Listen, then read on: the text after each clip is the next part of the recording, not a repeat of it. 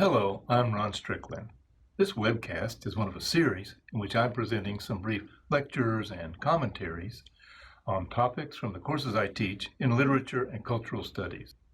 This particular installment is one of two in which I'll be saying some things about the socio-political, cultural, and economic conditions of the transition between the early medieval period and the late Middle Ages in Europe, as a prelude to my group of webcasts on Geoffrey Chaucer's Canterbury Tales.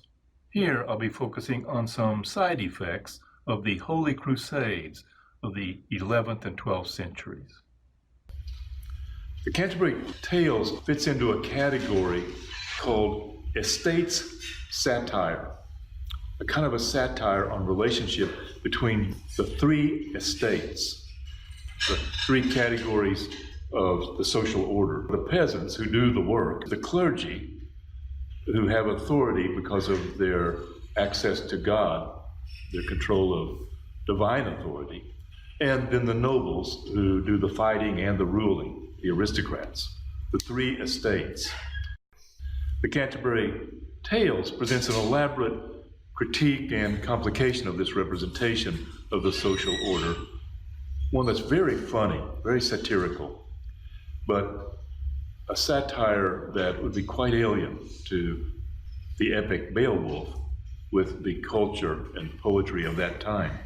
So just to rehash a little bit of the change in circumstance and social context, recall that feudalism is a system of economic production based on subsistence agriculture. That's agriculture produced for consumption by the local population.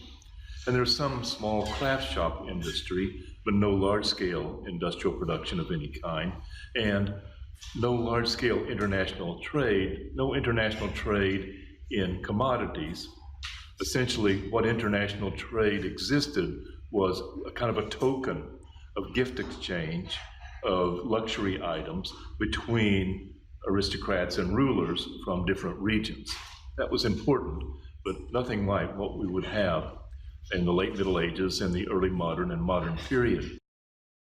By the late 1300s, European societies were undergoing a period of substantial change, socially, economically, and even politically to some extent.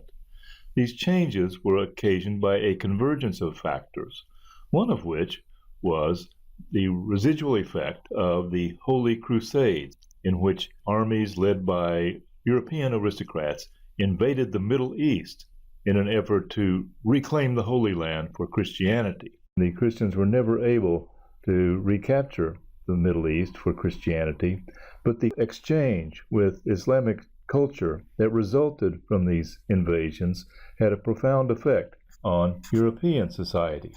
The Europeans discovered a rich, vibrant Islamic culture that had a very highly developed system of mercantile trade all the way across from Western Africa, specifically Timbuktu in what is modern Mali, to China. Europeans brought some things back: spices that were common in India and China, tapestries and fine jewelry, and it began to change the economic situation.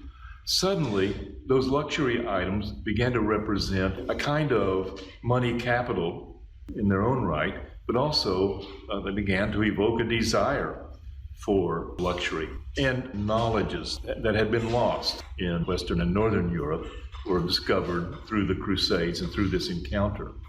I mentioned before briefly Arabic mathematics.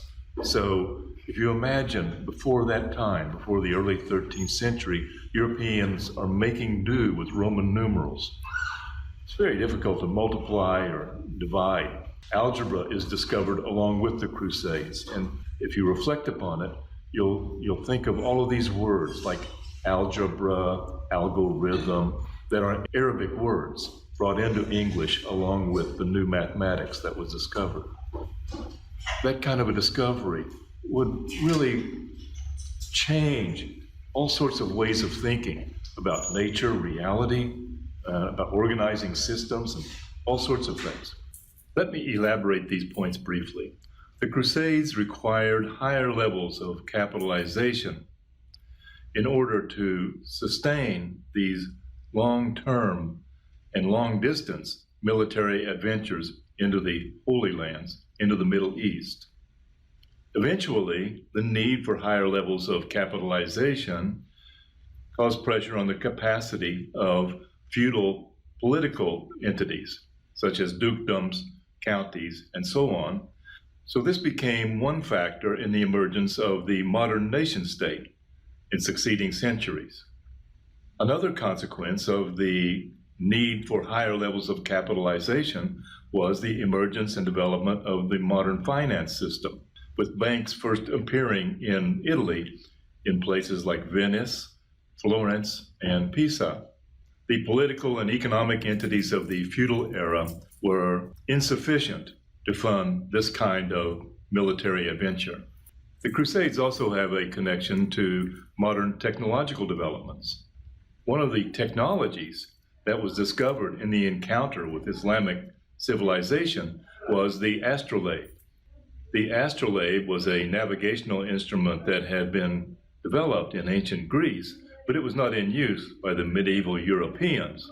The Astrolabe enabled more adventurous long-distance ocean voyages, which again occasioned higher levels of capitalization.